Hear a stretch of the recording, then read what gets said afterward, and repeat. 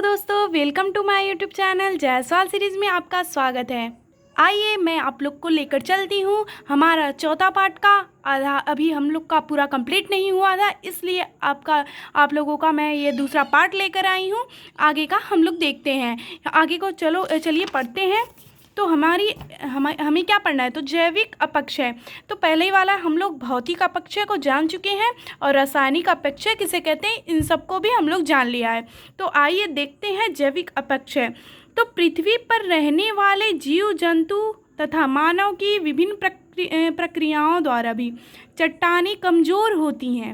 जैसे जंतुओं द्वारा बिल बनाना तथा मानव द्वारा खाने खोदना, सड़कें बनाना, सुरंग बनाना आदि। इसी प्रकार चट्टानों की दरारों में जब हवा और पक्षियों द्वारा बीज पहुंचा दिया जाता है, तब वहां पौधा उगने लगता है और धीरे धीरे वृक्ष का रूप लेने पर उसकी जड़ें चट्टानों को कमज़ोर करती हैं। इसे जैविक अपक्षय कहते हैं। चित्र 4.2 में हम लोग देख सकते हैं कि जैविक अपक्षय किसे कहते हैं। तो ऐसे ही हमारा जैविक अपक्षय होता है। तो आइए दोस्तों, अब हम आगे चलते हैं। अपर्दन। अपर्दन किसे कहते हैं? तो जब प्रवाहित जल, पवन, समुद्री लहरें, हिमानी आदि शक्ति चट्टानों में तोड़ फोड़ करती हैं, यानी अपर्दन क्या होता है? तो मतलब टूटना अपर्दन कहलाता है ना। तो तोड़ फोड़ करती हैं तथा परिवहन द्वारा उन्हें दूसरी जगह ले जाती हैं, तो इस प्रक्रिया को हम अपर्दन कहते हैं। इसमें कटाव और बहाव की प्रक्रिया को शामिल किया जाता है। तो आइए दोस्तों, हम लोग इसमें भी देख लेते हैं। आपने खेतों में वर्षा का जल तथा नदियों में बहता जल दोनों देखे होंगे। दोनों में मिट्टी होती है। क्या आप बता सकते हैं कि यह मिट्टी कहाँ से आती है? सोचिए। आइए देखते हैं आगे। अपर्दन मानवीय क्रियाओं द्वारा भी होता है। कैसे? गांवों, कस्बों, नगरों का जैसे जैसे विकास होता है, तो भवनों या सड़कों के निर्माण के लिए जमीन से वनस्पति साफ कर दी जाती है, जिससे भूमि की ऊपरी सतह की मिट्टी बह जाती है। यह क्रिया अपर्दन कहलाती है। तो आइए हम लोग इसमें और जानते हैं विस्तार से। तो आपने अनुभव किया होगा कि अधिक वर्षा होने पर जल के साथ मिट्टी की ऊपरी परत भी बह जाती है। यह भी अपर्दन की क्रिया है, जो मृदा अपर्दन कहलाती है। इसके द्वारा मिट्टी की उपजाऊ परत बह जाती है। इसके रोकथाम के उपायों पर चर्चा करें। तो आइए जानते हैं हम लोग इसके रोकथाम के उपायों पर चर्चा करते हैं। अपर्दन एक गतिशील क्रिया है। यह अपक्षय से भिन्न है। अपर्दन के लिए अपक्षय आवश्यक नहीं है। दोनों क्रियाएं एक साथ अथवा अलग अलग हो सकती हैं। अपक्षय अपर्दन में सहायक हो सकता है, परंतु अपर्दन का भाग नहीं। निक्षेपण। निक्षेपण क्या होता है? आइए इसे जानते हैं हम। निक्षेपण अपर्दन का परिणाम होता है।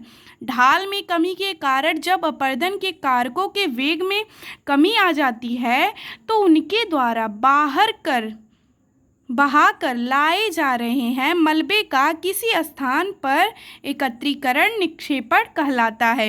एकत्रीकरण करना ही निक्षेपण कहलाता है। तो वर्षा का जल, भूमिगत जल, नदी, पवन, हिमानी, सागरी लहरें चट्टानों को कुरेदर कर उन्हें कैसे अपर्दित करती हैं, आइए इसको हम लोग जानते हैं।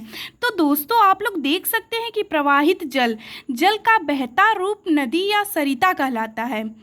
जल का बहता जल बहता है, हम उसे नदी या सरिता कहते हैं। तो नदी का अपर्दन कार्य सबसे महत्वपूर्ण होता है। नदी का अपर्दन कार्य नदी के ढाल, जल की मात्रा तथा वेग पर निर्भर करता है। इसलिए नदियां पर्वत भागों में अधिक अपर्दन करती हैं। इसके विपरीत मैदानी और डेल्टाई भागों में अधिक निक्षेपण होता है। नदियां अपर्दन एवं निक्षेपण द्वारा विभिन्न प्रकार की भू आकृतियों का निर्माण करती हैं। आइए इनके बारे में जानें। नदी पर्वतीय क्षेत्र में अपनी तली को काटकर उसे गहरा करती है। इससे अंग्रेजी के अक्षर वी के आकार की घाटी का निर्माण होता है। इसे वी आकार की घाटी कहते हैं। जब वी आकार की घाटी गहरी एवं संकरी होती है तो उसे गार्ज कहते हैं। इसके किनारे खड़े ढाल वाले होते हैं। भारत में हिमालय पर्वत में सिंधु, सतलज तथा ब्रह्मपुत्र नदियों के गार्ज दर्शनीय हैं, यानी कि देखे जाते हैं। तो दोस्तों आइए देखते हैं जलप्रपात। तो जब नदी के रास्तों में मुलायम चट्टानों की परतें मिलती हैं तो नदी का जल मुलायम चट्टानों की जल्दी काट डालता है, और जब कठोर चट्टानें मिलती हैं तो नदी का जल उन चट्टानों को जल्दी नहीं काट पाता। कटाव के इस अंतर के कारण नदी की तलहटी ऊंची नीची हो जाती है। जब नदी का जल ऊंचाई से खड़े ढाल के सहारे अधिक वेग नीचे गिरता है तो उसे जलप्रपात कहते हैं। तो जलप्रपात के बारे में आप लोगों ने जान लिया है, तो इन सब डेल्टा को आप लोग को पढ़ लीजिएगा। चलिए आप लोग को ये सब भी बता देते हैं। जलप्रपातों के नाम लिखिए जिन्हें आपने देखा है या सुना है। तो पर्वतीय भाग से जब नदी नीचे मैदानों में उतरती है तो उसकी गति मैदानों में ढाल कम होने के कारण धीमी पड़ जाती है। नदियाँ सीधे मार्ग पर न चलकर टेढ़े मेढ़े रास्तों पर बहने लगती हैं। इन टेढ़े मेढ़े रास्तों को विसर्प कहते हैं। टेढ़े मेढ़े रास्तों को क्या कहते हैं? विसर्प कहते हैं। यहाँ पे आप लोग चित्र में देख सकते हैं। तो ऐसे ही दोस्तों आप लोग ये नीचे का पढ़ लीजिएगा।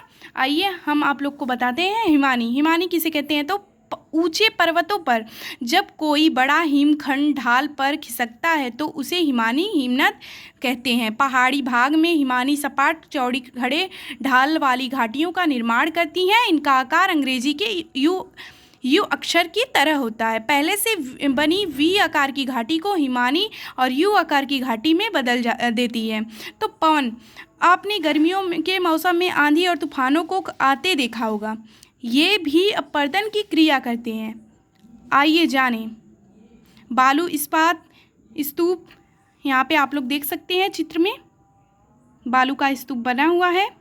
दोस्तों आप लोग को ये वीडियो कैसा लगा कमेंट में ज़रूर बताइए, और मेरे चैनल को सब्सक्राइब कीजिए कि आप तक कक्षा 7 की हर सिलेबस का आप तक पहुंच सके। और मैं और भी संस्कृत पढ़ाई हूं, आप लोग जाके देख लीजिएगा। कक्षा 7 का संस्कृत वंदना मैं बहुत अच्छे तरीके से पढ़ा दी हूं। और तो आइए हम लोग भूगोल के बारे में जानते हैं और भी चीज़ें क्या क्या हैं इसमें। तो छत्रकशिला ये सब पढ़ लीजिएगा आप लोग को मैं इम्पोर्टेंट चीज़ बता दी हूँ। तो आइए ये सब भी हाँ तो देख लीजिएगा दोस्तों। आइए हम उन लोग क्वेश्चन की ओर चलते हैं। तो आप लोग को क्वेश्चन कौन कौन सा हल हो रहा है मुझे कमेंट में बताइएगा। निम्नलिखित प्रश्नों के उत्तर संक्षेप में दीजिए। अपक्षय कितने प्रकार का होता है? तो आप लोग को मैं अपक्षय कितने प्रकार का होता है, जैविक अपक्षय से आप क्या समझते हैं, ये सब मैंने बता दिया है। जलप्रपात अभी जस्ट बताया है इसी वीडियो में कैसे बनते हैं। बालू का स्तूप क्या है? तो जलप्रपात कैसे बनते? तो दोस्तों दूसरे क्वेश्चन का जलप्रपात यहाँ से है, आप लोग छाट कर लिख लीजिएगा। तीसरा दिया है बालू का स्तूप क्या है, इसका निर्माण कैसे होता है। तो आइए देखते हैं। बालू का स्तूप, पवन, ये सब यहाँ तक है, इसका आंसर है। आप लोग छाट कर लिख लीजिएगा। डेल्टा का निर्माण कैसे होता है, यहाँ पे दोस्तों डेल्टा का निर्माण दिया हुआ है, आप लोग देख लीजिएगा। अपक्षय और अपर्दन में अंतर बताना है, तो जो आप लोग को मैं अभी बताई हूँ। और वी आकार की घाटी और यू आकार की घाटी में अंतर बताना है, ये भी आप लोग ने जाना। भौतिक एवं रासायनिक अपक्षय, ये भी आप लोगों ने जाना।